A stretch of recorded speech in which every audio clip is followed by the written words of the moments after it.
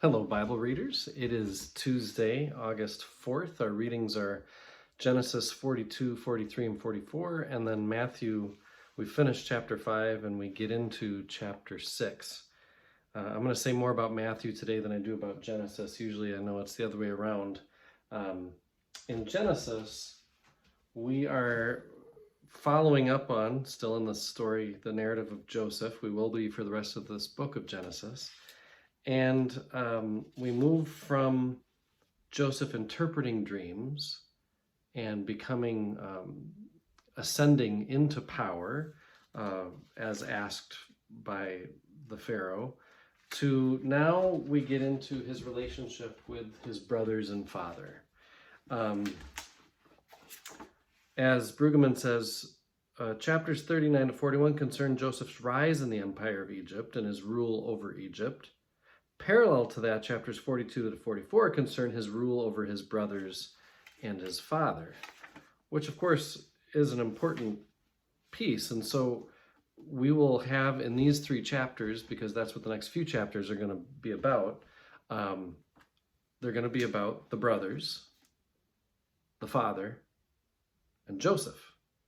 And as those characters are set up and developed, we will see themes pop up and get fleshed out. The brothers, something to know about them, their guilt has an enormous power. They're not free enough to have faith. They're harnessed to their past. And as a result, the brothers are excessively concerned for the safety and well-being of their father and Benjamin. Having falsely grieved their father, they must be on continual guard that they don't add to his grief.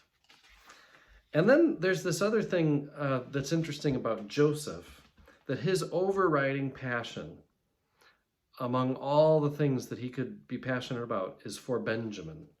He wants to know if Benjamin's alive. He wants to see him. For whatever reason, Benjamin is who Joseph is fixated on.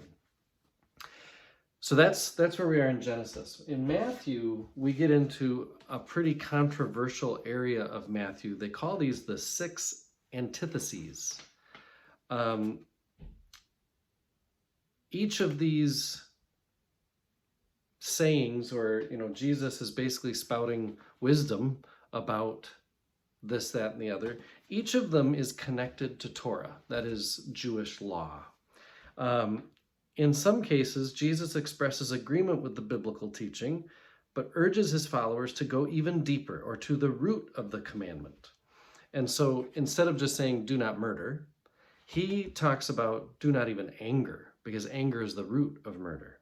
Instead of just saying, do not commit adultery, he says, do not even lust, because lust is what leads to adultery. Retaliation, the root of that is non-resistance. In other cases, Jesus' teaching can seem to go so far as to make the biblical commandment useless in divorce, oaths, love of neighbor.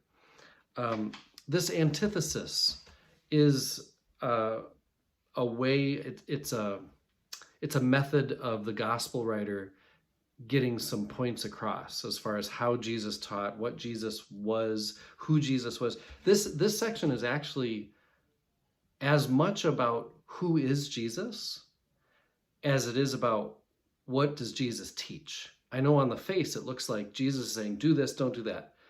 But in fact, in what Jesus is saying, he's saying who he is. He is not a replacement of the law. He is a fulfillment of the law himself. The dynamic of the antithesis is one of sharpening the Torah, the law, getting to the root of what it teaches, moving into the realm of internal dispositions from which evil actions proceed. In other words, Jesus is the sources of sin. I think it's important for us to recognize that these aren't just commandments that are to be taken literally, or that they are just about the do this, don't do that. For us to remember, Matthew is trying to make a point who Jesus is and what God has sent into the world in the midst of saving us. This is not a replacement of all that the Hebrew people have been. Instead, this is a continuation and fulfillment of what they've been looking for.